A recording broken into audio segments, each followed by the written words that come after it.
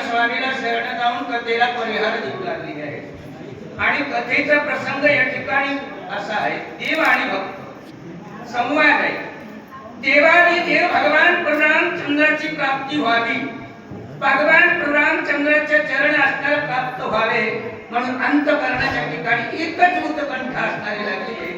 म्हणून करता मी असणाऱ्या या ठिकाणी आलेलो